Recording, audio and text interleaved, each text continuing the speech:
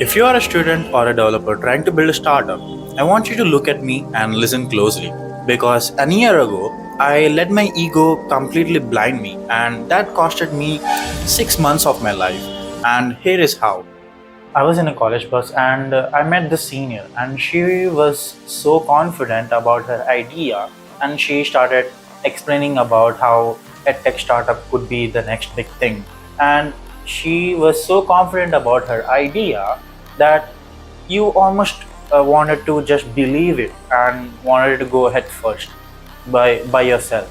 So, and I did the same, and I just trusted her words directly without verifying it's even possible or not, and without even taking a pause, I just said yes, and that was the first mistake that I have ever done, and that I didn't know that that could actually cost me 6 months of my life. In my brain, I was thinking she already done it 5 times, so maybe this might be an easy one for her, and maybe she might have learned from her mistakes that she could make this one work for real. So I went in head first, and the moment I just joined, I was allotted a role called CTO and with an registered private company. Reality slapped me hardly. So while we were developing a platform side, the business side onboarded almost 50 students for a Java and a full stack Python course.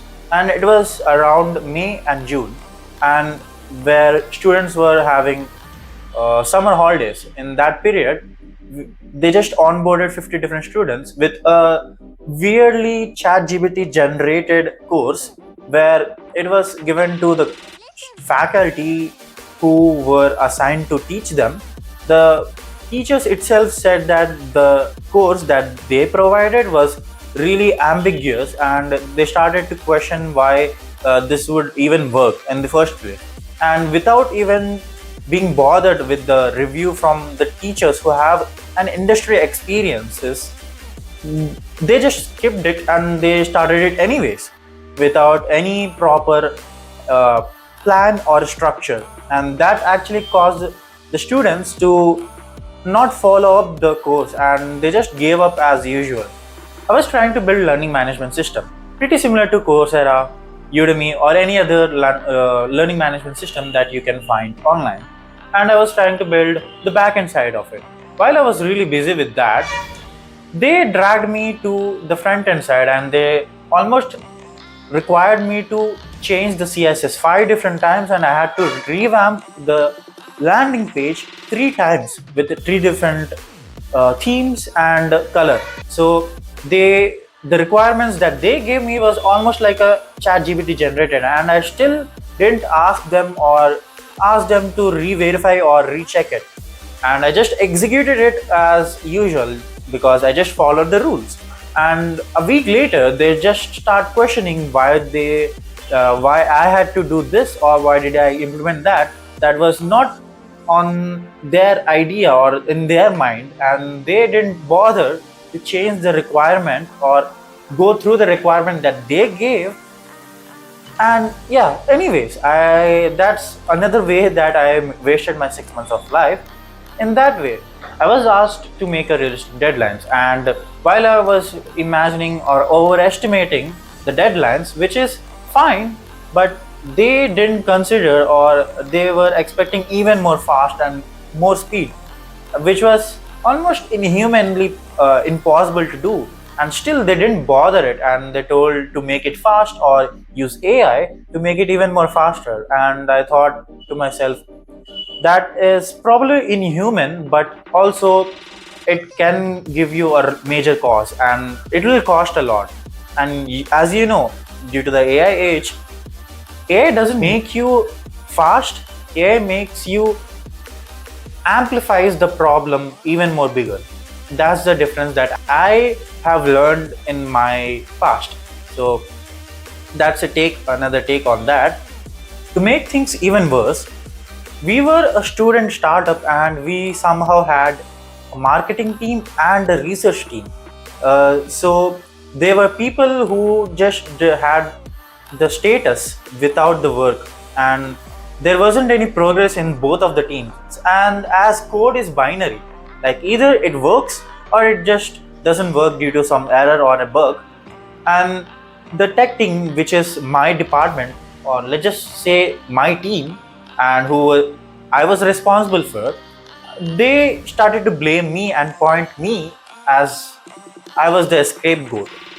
While everyone was really blaming the team, like each other, we were the most blamed persons. Like the technical team side, while I was really responsible and I was trying to take the responsibility that I could humanly possible, I was really blamed for things that doesn't work and things that are impossible to achieve. And still, because as I said, that code is binary.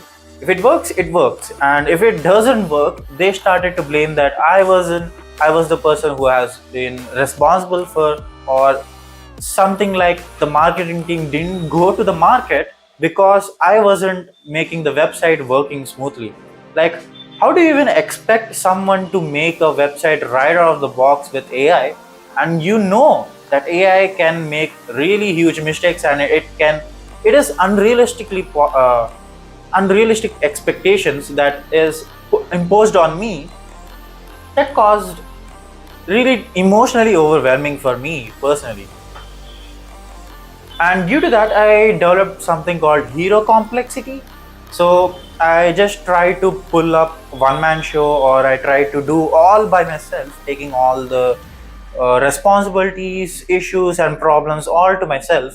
And this caused me to break out, and I was starting to get frustrated, be angry a lot of time, and I even shouted on my own friend, and I feel really guilty about it. So that was what actually impacted me on the emotional side too. I realized that I was destroying my sanity, and I slowly started to give up on it entirely. It wasn't like I just gave up right away and I said I quit. I slowly started to not take too much responsibilities. I started to put boundaries and impose realistic expectations, and slowly the startup itself started to slow down. And it didn't even slow down, it started to go quiet, while it was really like the next big thing. While everyone was talking about it, slowly it just, no one really even bothered about to know what happened at all. While I was trying to zoom out of the company, the peak delusion came when they announced that they were conducting the Hyderabad's biggest hackathon ever. I'm talking about 3,000 people in a one place for 2 days continuously. And I know you can expect something really big from that delusion. So, anyways, meanwhile, the code was really broken and the software was really messy, and it didn't even work technically. And the requirements really changed to make a software for this hackathon. And another one was event management system. Like they just changed the requirements within seconds of delusion, that they said that they'll be doing an Hyderabad's biggest hackathon. They started to make another requirements and another project, and I tried to stop them right over there and ask them whether what's the exact plan and what's the exact strategy that you're going to implement. And I just asked them and observed them whether they are even doing it or not, because why do you want to waste your time if they are wasting yours, especially? And in the name of startup, all these ideas are basically nothing if there is no action behind it.